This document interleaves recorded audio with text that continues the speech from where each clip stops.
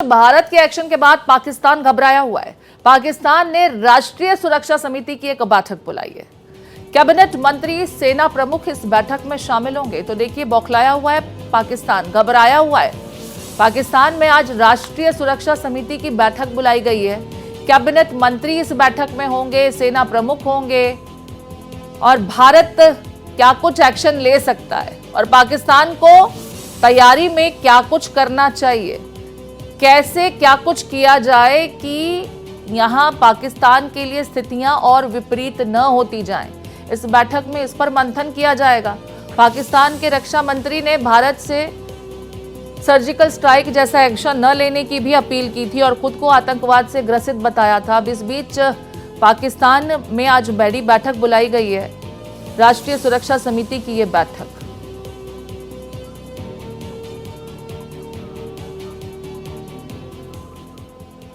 हमारे साथ दिल्ली से लगातार आदित्य द्विवेदी बने हुए हैं और पहलगाम से रईस अहमद बने हुए हैं। पहलगाम का पहले रुख कर लेते हैं, रईस से बात कर लेते हैं। रईस, आज उमर अब्दुल्ला की तरफ से एक बैठक बुलाई गई है, ऑल पार्टी मीटिंग।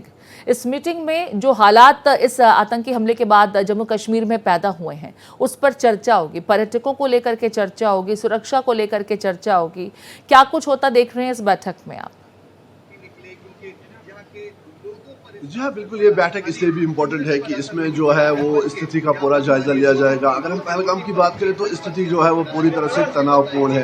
यही वजह है कि चीफ मिनिस्टर उमर अब्दुल्ला ने आज बैठक बुलाई है जिसमें इन तमाम चीज़ों की समीक्षा होगी कि आगे का लाहेअमल क्या रहने वाला है और जितने भी जो सजेशन है वो कलेक्ट करेंगे और जो चीज़ें इसमें है जो हमें यहाँ पे देखने को मिलेंगी। और लगातार हम यहाँ पे की स्थिति जो है वो अभी भी तनावपूर्ण। ठीक है, मैं लौटती हूँ आपके पास। रईस, आदित्य का रुख कर लेते हैं। आदित्य, पाकिस्तान की तरफ से भी आज एक बैठक जो है उसकी खबर मिल रही है। एनएससी की बैठक बुलाई गई है प्रधानमंत्री शहबाज शरीफ द्वारा।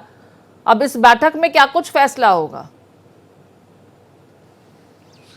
देखिए प्रीति, स्वाभाविक है जब भारत ने एक बड़ा एक्शन लिया है और 5 प्रतिबंध लगाए हुए हैं जिसमें एक ऐतिहासिक फैसला लिया हुआ है, जबकि भारत पर इससे पहले कई युद्ध भी हुए। युद्ध के बाद आतंकी हमले भी हुए, चाहे मुंबई का रहा हो या संसद पे हमला रहा हो, लेकिन कभी भी सिंधु जल संधि को रोका नहीं गया था। ये एक बहुत ही ऐतिहासिक फैसला है मोदी सरकार का। तय बात है उसके बाद पाकिस्तान में घबराहट होना, भड़बड़ाहट होना और ऐसे में हैरान होना भी पाकिस्तान का लाजमी है। और अब वो बैठक उनकी सुरक्षा परिषद की जो बुलाई गई है उसके पीछे उनकी सीधी मंशा ये है कि भारत जवाब तो देगा, ये पाकिस्तान बखूबी जानता है। क्या जवाब देगा, किस तरह से जवाब देगा, इसके आकलन लगाए जाएंगे। उनकी इंटेलिजेंस, पाकिस्तान की जो ISI है या उनकी जो मिलिट्री इंटेलिजेंस है, उसके जो इनपुट्स होंगे, उनको जो कुछ भी जानकारी मिल पा रही होगी उसके मुताबिक वो अपना प्लान तैयार कर रहे होंगे कैसे बचाव किया जाए।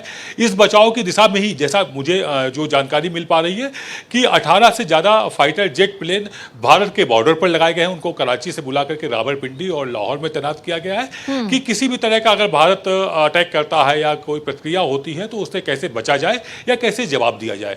वो भी कुछ ना कुछ रणनीति बनाएंगे। जिस तरह से भारत ने डिप्लोमेट्स वापस बुलाए हैं और यहाँ से पाकिस्तान के डिप्लोमेट्स को वापस जाने के निर्देश दिए, सारे पाकिस्तानियों को 48 घंटे के अंदर पाकिस्तान वापस जाने के निर्देश दिए, अटारी बॉर्डर को सील कर दिया गया है। तो उसकी जो क्रिया की है भारत ने, उसकी प्रतिक्रिया पाकिस्तान भी करेगा। कुछ ना कुछ इस तरह की बात वो करेगा कि वो डरा नहीं है, वो सहमा नहीं है, वो भारत के हर हमले का जवाब देगा। कुछ इस तरह का की बातें, कुछ स्टेटमेंट शाम तक बैठक के बाद सामने आएंगे। प्रीति जी, ठीक है। रईस का एक बार फिर से रुख कर रहे हैं। रईस, पहलगाम में हालात बहुत खराब हैं, तमाम पर्यटकों का पलायन लगभग हो चुका है और इतना ही नहीं, कश्मीर के ज़्यादातर वो हिस्से जहां पर पहले भी आतंकी गतिविधियां रही हैं और टूरिस्ट भी जाते रहे हैं, वहां से भी लगातार लोगों का पलायन हो रहा है। बल्कि जो लोगों ने आगे प्लान किया था कि छुट्टियों पर कश्मीर जाएंगे, वो टिकट भी अब लगातार कैंसिल किए जा रहे हैं। कश्मीर की आर्थिक स्थिति इस पलायन की वजह से और ये जो कैंसिलेशंस हो रहे हैं उससे खासी बिगड़ सकती है। इसको लेकर के तमाम पॉलिटिकल पार्टीज को कॉन्फिडेंस में लेने की नीयत से मुख्यमंत्री की तरफ से आज एक बैठक बुलाई गई है।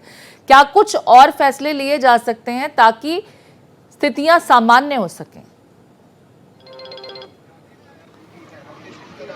जी हाँ, बिल्कुल। जिस तरह से हम देख पा रहे हैं यहाँ पे कल और आज की जो 100% बुकिंग है वो कैंसिल हो चुकी है और इसके साथ साथ हम देख पा रहे हैं कि जो पर्यटकों का रही है। यहाँ पे कोई टूरिस्ट जो है वो आज नहीं है, बहुत कम तादाद में टूरिस्ट जो है कहीं कहीं पे देखने को मिल रहे हैं। और पहलगाम में एक सन्नाटा छाया हुआ है, लोग जो है वो काफ़ी परेशान है और लोग भी हर तरफ से इस हमले की जो है वो कड़ी अल्फाजों में निंदा हो रही है। और ऐसे में चीफ मिनिस्टर उमर अब्दुल्ला ने आज एक बैठक बुलाई है जिसमें ये तय पाएगा कि आगे का लाहे अमल जो है वो क्या रहने वाला है। और इसके साथ साथ हम देख पा रहे हैं कि यहाँ पे भी पहलगाम की अगर हम बात करें तो बॉयसरन में जो है बड़े पैमाने पे सर्चेज जारी है। इसके साथ साथ जो लोकल लोग हैं यहाँ पे उन्होंने कैंडल मार्च निकाले हैं और ऐसे में वो टूरिस्टों को कह रहे हैं कि वो उनके साथ है। और बिल्कुल आप यहाँ पे देख रहे हैं कि यहाँ पे एक सन्नाटा छाया हुआ है, दुकानें बंद है और इसके साथ साथ जो टूरिस्ट है वो यहाँ से जा चुके हैं। 100% बुकिंग जो है वो कैंसिल हो चुकी है और जो आगे की बुकिंग लिस्ट है उनका भी कोई पता नहीं है, लगभग वो भी कैंसिलेशन की ओर जा रही है, वो भी कैंसिल हो सकती है। तो ऐसे में जो है पूरे जो यहाँ के हालात है वो तनावपूर्ण ही है। और जो एसओजी और जो सेना है वो यहाँ पे सर्च ऑपरेशन जो है बड़े पैमाने से चला रहे हैं। और ऐसे में लोकल लोग जो है वो यही मैसेज दे रहे हैं टूरिस्टों को वो इस गम की घड़ी में उनके साथ है और जो भी हालात होंगे वो उनको अकेला नहीं छोड़ेंगे। लेकिन दूसरी तरफ से हम देख पा रहे हैं कि इस अटैक का असर जो है वो पूरे जम्मू कश्मीर में देखने को मिल रहा है। गुलमर्ग, सोनमर्ग, पहलगाम, दूध पथरी जैसे जो हेल्थ रिजॉर्ट्स है वो आज खाली पड़े हैं। लोगों ने काफ़ी इन्वेस्टमेंट्स किए हैं, बाहर के लोग यहाँ पे काम के सिलसिले में आते हैं, यहाँ पे वो होटल्स किराए पे लेते हैं, दुकानें किराए पे होती है, रेडे जो है वो किराए पे होते हैं। तो ऐसे में अगर ये चीज़ें ठप हो जाती हैं, कारोबार रुक जाता है तो एक बड़ा जो है वो नुकसान होने का यहाँ पे जो है वो आशंका जताई जा रही है। और इसके साथ साथ जो कश्मीर की इकोनॉमी है उसकी जो रीढ़ की हड्डी है, जो बैकबोन है, टूरिज्म ही जम्मू कश्मीर की रीढ़ की हड्डी, आर्थिक कह सकते हैं कि कंट्रीब्यूटर रहता है, लेकिन वही टूरिज्म इस वक्त आतंकवाद की वजह से प्रभावित हुआ है। बहुत शुक्रिया तमाम जानकारी देने के लिए। नजर बनाए रखें, हर एक अपडेट्स के लिए आगे भी आपका रुख करेंगे।